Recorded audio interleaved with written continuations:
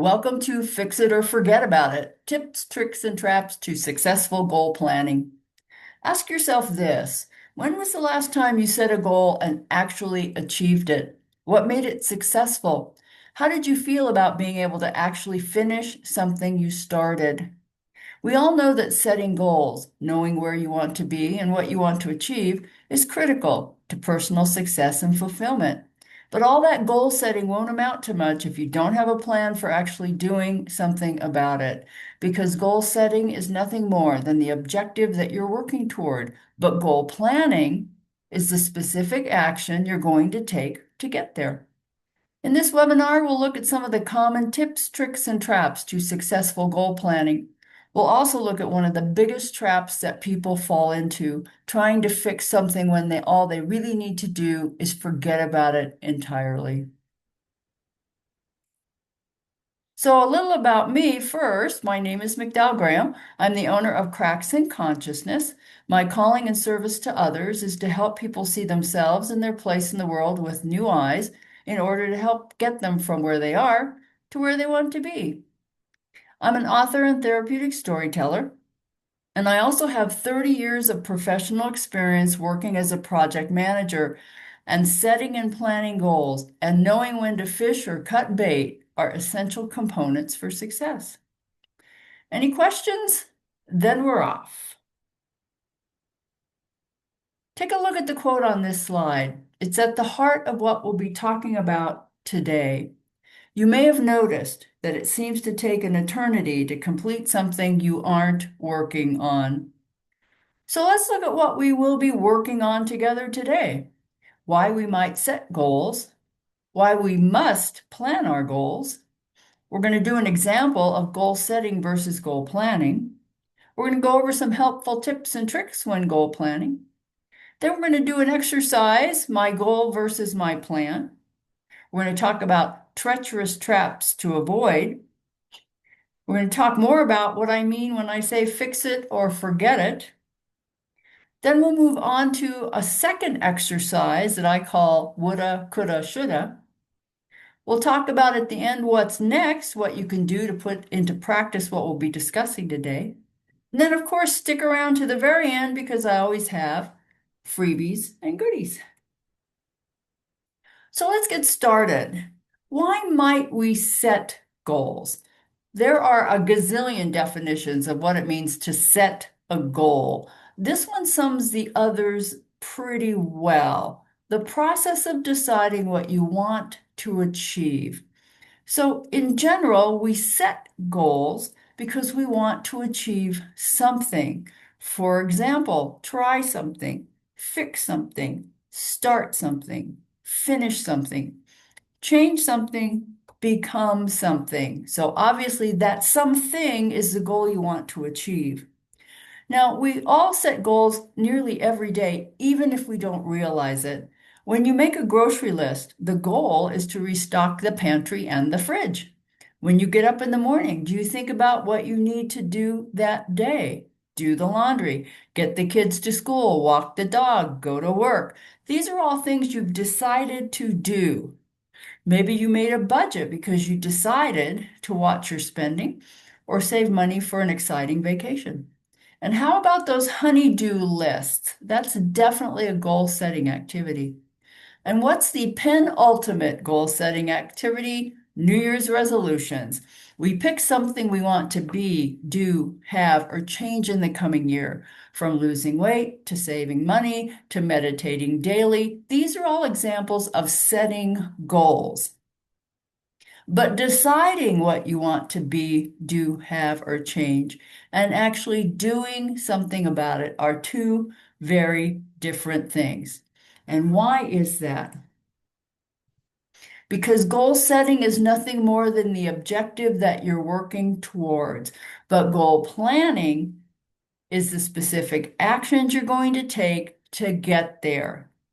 A goal without a plan is just a wish. It's only a, wouldn't it be nice to be, do, have, or change this something in our lives? But you can't just do a goal. Instead, you must actually plan the just do to achieve it. So what's missing? the fundamental elements of goal planning that will enable us to achieve the goal: the what, the when, the how, and the why. What do I want to achieve? For example, I want to fill the pantry and the fridge. When do I want to achieve it? For example, before everyone gets home and wants something to eat. How am I going to get there? For example, I'm going to go grocery shopping or order online. Last, why do I want to fix it? For example, because there's nothing in the pantry or the fridge for dinner. Yes, this is an obvious example, but you still have to come up with a plan if you want to have something to eat for dinner. So here's an example of the difference between goal setting and goal planning. So that first box at the top is an example of something you might decide to do. I want to lose weight.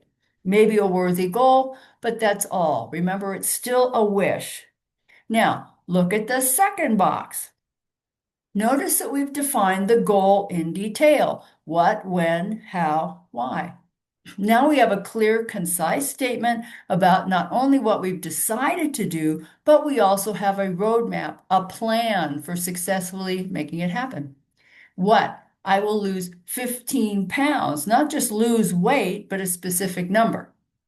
When? By October 1st. Setting a goal without a deadline makes it impossible to know when you're actually done. How? Change my eating habits and start an exercise plan. Now you know exactly what you need to do in order to reach your goal. Why? Because I want to fit into the bridesmaid dress and feel great about how I look.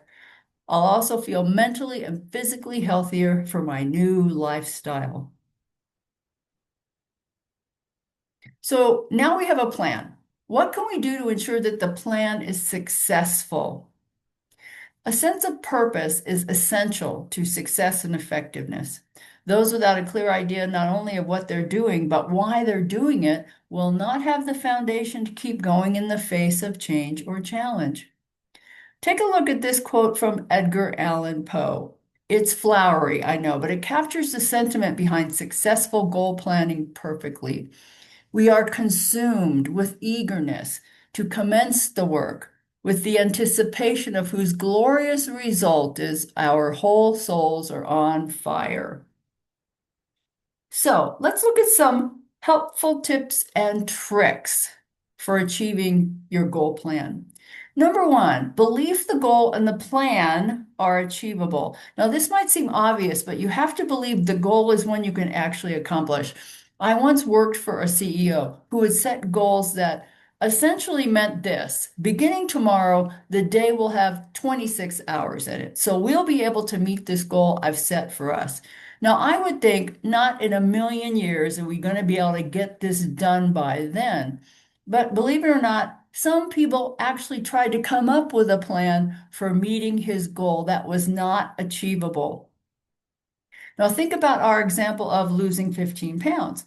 By itself, it seems achievable. But if you plan to achieve the goal in a month, this now makes the plan and the goal unlikely. The bottom line is, if you don't believe it's achievable, it won't be doable. Number two, visualize the end state. This is a term we use in project management, and I think it's one of the most important in goal planning. What will your success look like? There's a saying I use in my business that sums up why this is essential. If you can't see it, you can't be it, and you won't be able to change it or achieve it. You want to do what we call holding space for it being real in advance. Visualize yourself there at that end state, feeling the feelings you think being there is going to give you. Do this even 5 minutes a day will make achieving the goal so much more possible. Number three, find your carrot. Finding your carrot is something we also do in project management, and it's just as valuable here. This is at the heart of knowing why you're doing something. What makes you eager or sets you on fire? What spurs you to action, to get started, keep going, or finish? What will keep you putting one foot in front of the other on the proverbial 1,000-mile journey? For each thing you've decided needs doing, ask yourself what is at stake. Is your safety involved? Is it your ego or your self-worth? Is it your future and the opportunities that might be available to you? You can't take action if you can't answer, why am I doing this? Now, keep in mind that rewards can be both tangible, more money, a new job or career, and intangible, status, happiness, a greater sense of fulfillment, peace of mind, and better relationships. The more value you can place on achieving the goal, the more likely you are to get started, keep going, and finish. And only you can decide what those rewards might be for you. Remember the goal planning example, because I want to fit into the bridesmaid's dress and feel great about how I look. I'll also feel mentally and physically healthier with my new lifestyle.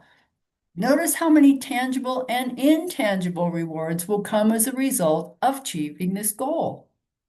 Now, another way to find your carrot is what I call knowing the woohoo for you. This is the feel-good part of finding that carrot, and it's another essential component of successful goal planning. For example, think about how you'll feel if you finish a task that's been on your mind, but you've been putting it off. Maybe you replace that burned out light bulb that you've walked by 100 times. This small thing could make you feel good about yourself because you actually finished something on your list. So what makes you do the happy dance? Number 4, think both short-term and long-term. We're back to the idea that the 1,000-mile journey begins with a single step. Maybe your goal will take a few days, weeks, or months, and you can't reach that goal. But it's just as important to focus on each step you have to take to reach the goal that you can't wait to reach, so you can keep the momentum going. And remember to find all the carrots that will keep you going along the way. Number 5, write it down, fill in the blanks, and keep it visible. It's very easy to think that you can do all that goal setting and goal planning in your head. But this tip is another way of being able to see it and then be it. Write down your goal in detail. We call this a purpose or an objective statement. What's my reason for doing this? And write down everything you can think of that you'll need to do to reach the goal. And this is what we mean by filling in the blanks. Remember the goal planning example. I will change my eating habits and start an exercise plan. These two actions actually are comprised of several mini actions.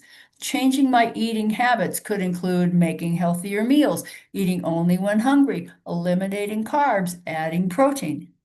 Then print it out and keep it in front of you. You can use any number of ways to create your goal plan. Use a calendar, create an Excel spreadsheet, write it out like a grocery list. The format doesn't matter. That you write it down and look at it often is. Okay. Now it's your turn to become familiar with setting a goal versus planning a goal by writing it down and filling in the blanks. In the first row, I included the losing weight goal as we've been discussing. If you're watching a replay of this webinar, you can create your own worksheet as we follow along, just looking at the instructions on this slide. So, take out your worksheet. Under the My Goals heading, you're going to fill in the table as it shows here on this slide. And as I said, in the first row of the worksheet, I've included losing weight as an example. So in column number 1, you're going to write down a goal you currently have. In column number 2, rewrite your goal to include details that can be planned, the what and the when. Column 3, write down the specific actions you plan to take. This is the how. Remember to think both short and long term. In column number 4, write down everything that will keep you motivated. That's the why. So take about 5 minutes for this. Welcome back. Did you find that this was harder or easier than you expected? I always ask this question because usually it's an eye opener. What tripped you up? Or what tip did I give you that helped you do this? Okay, let's move on. Take a look at the quote on this slide. You can have great goals and the best of plans on how to attain these goals, but without commitment, these goals will never be attained. Any of the helpful tips and tricks we just looked at can become traps if we put a negative spin on them. For example, we said the goal needs to be achievable. If the goal is not achievable, it becomes a treacherous trap. Now, look at some of these other ones that are especially treacherous. And as I'm reading them, ask yourself, do any of these resonate with you? Number one, thinking and talking about the goal, but not taking action. The busyness of thinking and talking might feel like you're taking action, but nothing is moving you forwards towards your ultimate goal. Number two, trying to evaluate every possible course of action, but unable to choose which is best. There's nothing wrong with thinking about possible outcomes, but there's a point where overthinking becomes counterproductive. Number three, having unreasonable expectations. Having unreasonable or untenable expectations can be deadly when it comes to taking action. Maybe you have an expectation of how your life should be different once you reach your goal. Perhaps others have an expectation of you, and you hold to those expectations no matter what, even if they no longer serve you or are in your best interest. Number four, believing you have to do everything perfectly or not at all. This is that anything worth doing is worth doing well trap, and it's the slippery slope of goal planning. Many of us wait for some kind of assurance that the outcome will be perfect. As a result, we never get going and we never get the rewards. I've fallen into that trap many times. I'll find myself undertaking something only if I first think I can not only do it well, but do it perfectly. And sometimes when I have any doubt, I don't even try. Number five, setting unrealistic deadlines. Now think about our goal planning exercise, lose 15 pounds by October 1st. Now, this would be a perfectly realistic deadline if we started, say, on July 1st, using the guideline of losing 1 to 2 pounds per week and having time to see the results of our exercise program. But what if we don't start until September 1st? What's the likelihood that we'll meet our goal of losing 15 pounds? And worse, how do we feel about our inability to meet the goal? Are we not committed enough? Didn't do it well enough? Or is it only because we didn't get started early enough? Number six, thinking it's okay to miss deadlines. Yes, life can intrude, and our best laid plans can stall out as a result. And yes, if our goal takes days, weeks, or months to achieve, sometimes we may miss a deadline, whether self-imposed or one that's set by someone else. But momentum is achieved only through sustained effort, and it's much harder to get going again than it is to just get going in the first place. Number seven, trying to achieve a goal that isn't yours. Sometimes other people want us to achieve something that they believe would be good for us. Maybe someone wants you to quit smoking, stop drinking, go on a diet, exercise more, spend less. These are just a few examples. But this is another treacherous trap when it comes to both goal setting and goal planning. This goes back to several things we've already talked about. Not believing that the goal is possible, not being able to find the rewards or the woohoo that matters to you, being expected to do something that you don't want to do. It goes without saying that in many cases, the goal that someone else wants for us would absolutely be in our best interest. But without being fully committed to the goal, it will be very difficult to find the motivation and the momentum to keep going. And only you can do that. Okay, so we've looked at all our tips, tricks, and treacherous traps that we'll encounter while setting and planning our goals. Now, let's look at another way that we can put all of this together. Now, I love the quote on this slide. If at first you don't succeed, try again, then quit. There's no point in being a damn fool about it. Make no mistake, we live in a just do it culture. Since Nike first rolled out the slogan in 1988, it's amazing to see how these three words have inspired people, not just to better themselves in sports, but to better all aspects of their lives. From starting over to moving on, from fixing a broken window to fixing a broken relationship, just do it is first and foremost a call to action. Now, I often let myself be overwhelmed by the pressure of this expectation. But how do we reconcile our lack of motivation, our inability to get started or keep going, with the pressure we put on ourselves and others to just do it? Well, the simple fact is we don't, because not everything needs to be done. I've come up with a strategy that I call fix it or forget it, and it has served me well over the years because I've learned that not everything needs to be fixed. In fact, some things are better left unfixed, and our mental and emotional well-being will be much improved if we literally just forgot about it altogether. Just because you or someone else put a task on your honey-do list doesn't necessarily mean that it must be worth doing and worth doing well. Remember, we talked about finding carrots. In fact, sometimes the best thing you can do is to put something off until you've thought it through, because you might simply decide that it's not worth doing at all, let alone doing well. Now, certainly we can agree that taking action often involves courage. It takes courage to throw caution to the wind, to risk failure, to not be sure of the outcome of our actions. And finding the courage to take action often does make us feel good about ourselves, to be glad that we got started, kept going, and finished. This can be very motivating in and of itself. But I believe that sometimes not doing something can take even more courage. And that taking the time to think about what the outcome might be can, in fact, be very important when we're deciding what the value of taking action is, of what to do, what not to do, and how to go forward. Now, maybe that project you didn't finish isn't worth finishing now. Maybe you can't find the motivation. Maybe someone else has decided the task is worth doing, but you don't share that belief. Just because a broken window is worth fixing doesn't mean that a broken relationship is worth fixing as well.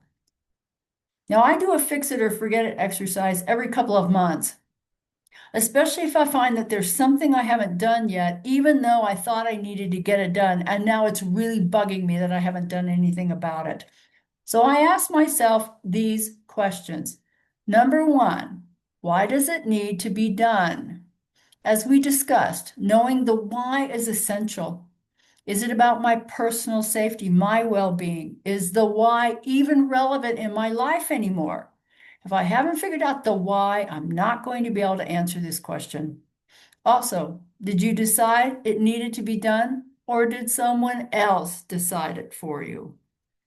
Number two, how will I feel if I don't do it? Now, I can easily allow myself to feel like a failure if I end up not doing something about a goal I thought was important. But over the years, I've let myself off the hook, and I no longer feel the guilt and angst about not doing it. Of course, it is never too late to do what you might not have done, but that's another webinar for another day. Number three, is the cost of doing it worth more than the cost of not doing it? Remember that cost, those carrots, can be both tangible and intangible, like the rewards of doing something. What might or could happen if you don't get started, keep going, or finish? And number four, what's the worst thing that could happen if I don't do it? Now, of course, the only thing that really is the end of the world is the actual end of the world. Be objective here. And yes, for some things, there absolutely are consequences if you just do it and then don't do it. But be sure you've thought through all of the consequences. And then I use these guidelines to decide when not to just do it. Just don't do it if, number one, the risks outweigh the rewards. Some goals are riskier than others, and the rewards might not make the effort worth taking. Number two, there are more cons than pros. Now think about our goal planning example.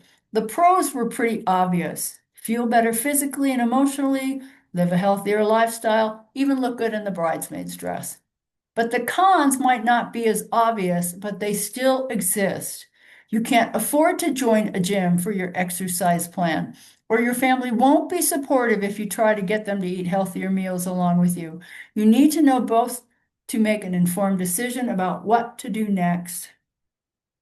Last, the goal really can't be done. Remember, we talked about how a goal needs to be achievable.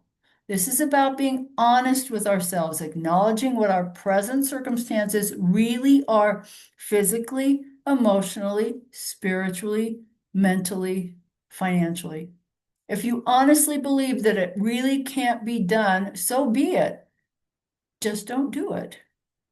And that brings us to our last exercise. Woulda, shoulda, coulda. Okay, now it's your turn to become familiar with deciding when something is worth fixing or absolutely forgetting about it. Back to your worksheet. This is under the fix it or forget it heading. You're going to fill in the table. Again, if you're watching the replay of this webinar, you can create your own worksheet by following along with the instructions on this slide. In column number one, these are our woulda, coulda, shoulda tasks. In the first column, enter every task that you think you would, could, or should do. Remember to write down everything. You can use this worksheet for literally anything from the obvious honeydews to the less obvious, but just as compelling ones like starting or ending a business or even a relationship. Think of those things as anything that you know requires steps to be taken, things to get done, or decisions to be made. Don't make any judgments about what you've been putting off or aiming to do, but just haven't started yet. Let that judgment go. Simply be objective and write them all down. Now, in column two, think of this column as your just do it column. The focus is on the outcome if you decide to move forward, physically, mentally, emotionally, spiritually. In the second column, write down everything that might or will happen if you finish that task. Start by writing down the obvious, such as if I replace the light bulb that's been burned out, I'll be able to see better. But don't limit yourself to the obvious. Think about how you will feel if you finish this task that's been on your mind. If you replace the light bulb, this could make you feel good about yourself because you actually finished something on your list. For tasks that are more challenging, think about the accomplishment that comes with tackling the task, such as overcoming your fears. In column three, write down everything that might or will happen if you decide to forget about the task altogether. This is the if I forget it, this will be the result column. Keep in mind that this is not the same as not finishing a task. This means just what it says. You will never even think about the task because you've decided that the consequences of not doing anything are worth the price you might have to pay. Make no mistake, not fixing something has a consequence. For example, maybe you decided to ghost someone. No explanation, no apology, no warning. You simply walk away. Now, you can't control how the other person might feel, but you also have to be willing to live with the consequences of this decision. And then in column number 4, you're going to write down your fix it or forget it decision based on your assessments in columns 2 and 3. This focus is on evaluating whether it's worth doing. That value of the task, is it worth doing? So take a few minutes on this one. Now, ask yourself again, was it harder or easier than you thought? And don't forget to create a plan for that goal if you decided to fix it.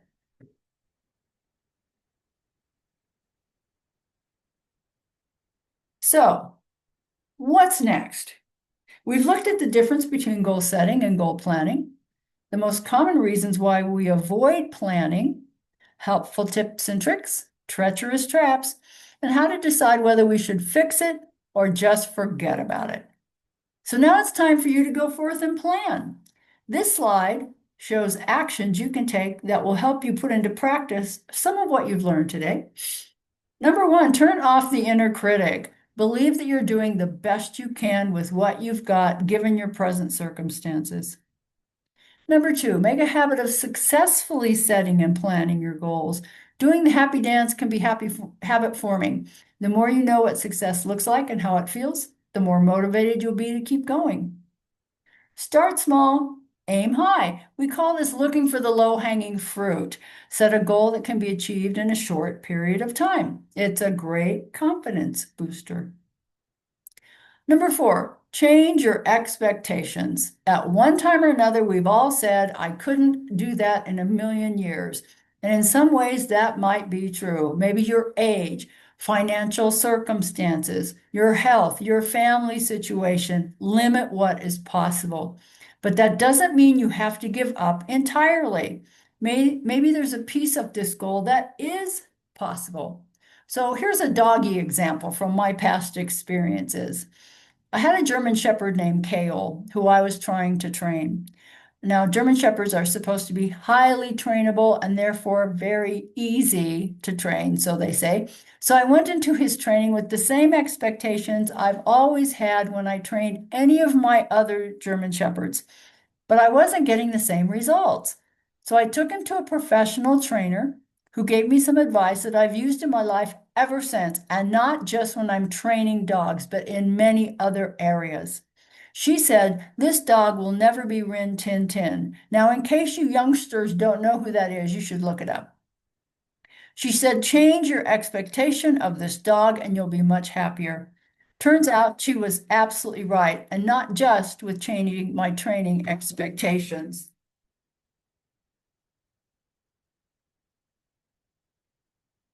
And number five, acknowledge what I call the icky. Sometimes the goal we have to reach is just plain icky, like going to the dentist.